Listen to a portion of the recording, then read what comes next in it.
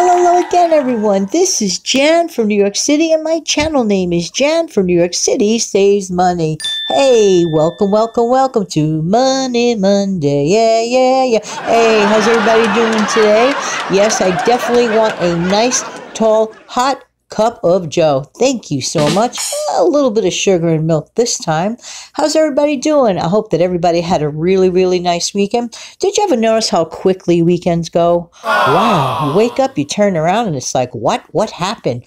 Well, wishing everybody and hoping that everybody's waking up to a very happy Monday, and hope that you get all the things that you want to get done today, and that you're doing it. And I hope that everyone out there is feeling well. And if you're not feeling so great today, it's my hope that you feel better real soon. Hey, listen, let's get down to business today on this Money Monday. You know what I want to talk about? I want to expound upon a subject matter that we briefly touched upon on one of my Q&A type shows a couple of weeks back. And that was when one of my subscribers reminded me about how it is with food waste and stuff like that, and my opinion of it. And of course, I feel that food waste is absolutely, totally a really bad thing. And because there is definitely a problem going on around here with people who actually are the working poor, who might even go to work hungry or to school hungry, and I so worry about the kids getting home from school and looking around, there's not much there. We really have to do something about this. I really mean it. We have to talk more about it. We have to take action. We can do something one person at a time.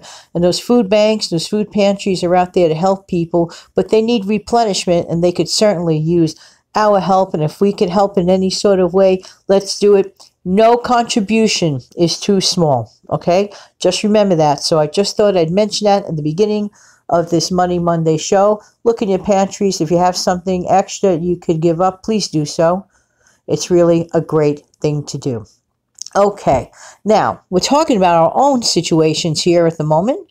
And remember about, I don't know, a few months back, before that video went into the Deleteville land, which I should never have done, I spoke briefly about, but this is an important video reminder, about the times of the month. Now, many people have times of the month where they're either fat cats with cash, or they're skinny chickens with cash, all in the same month.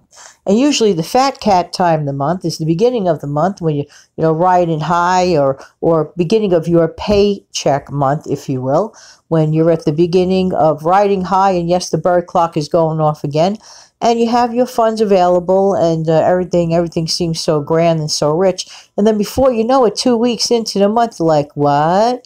Then you start entering the skinny chicken time of the month. And in fact, it's interesting that on this day, many people are entering the toughest time of the month for many people, that last week before they may receive some sort of a check at the beginning of the month, particularly people that live on a fixed income. So really, it's so important that we recognize two things. One, we don't have to keep repeating this process, okay? Because it is a process. And, if you find yourself doing the same thing over and over, the same vicious cycle, it's sort of like taking a baseball bat, like Dr. Now says on the 600-Pound Life, to people that repeat the same bad choice of food process, and taking that bat, the baseball bat, and keep hitting yourself over your head. There's no point in that. You're only going to hurt yourself. But in the meantime, what we can do, is number one, examine our habits. And the first thing we need to do is create that monthly budget, okay? And extract what you can and try to create a savings goal. That way you never, ever really have too much of a skinny chicken time of the month. The whole idea is preventative. Now, that goes back once again to what? My favorite two words, emergency fund. Yeah. Some people don't want to hear it, but some people know for a fact that, what would they do if they didn't have an emergency fund available? Emergencies will happen. They do happen. It's an unfortunate part of life, but they do happen. So once again, I'm going to remind you to start your emergency fund and stick to it. If you have a goal that you want to reach $1,000 in your emergency fund, okay, in about 10 months, well, it's a no-brainer. That means what you need to do is save $25 a week for the 10 months and you'll hit your goal. It's just that simple, okay? So let's try to avoid the fat cat, skinny chicken time of the month.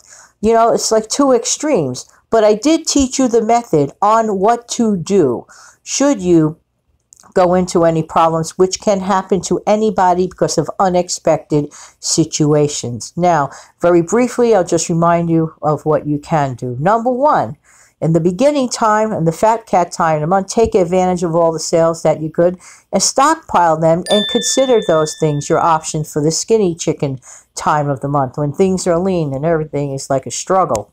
Try not to have that struggle, okay? Go back to the dollar a day method.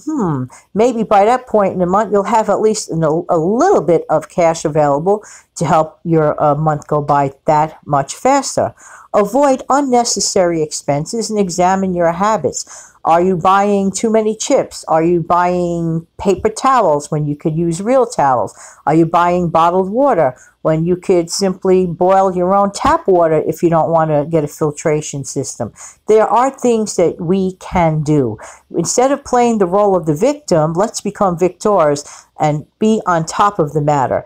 Examine your budget every single month, and you will have smoothed it out and paved the way for a not so skinny chicken time of the month and a more normalized time of the month. And the more you do that, you will have an even keel every single time. And just think, one day you could even stop living paycheck to paycheck. And in the meantime, this has been Jan from New York City. Thank you so much for listening, and I really do appreciate your time. Don't forget to come back tomorrow for the Practical Video Show. It's going to be a doozy, so come back, same time, same place. Have a great day.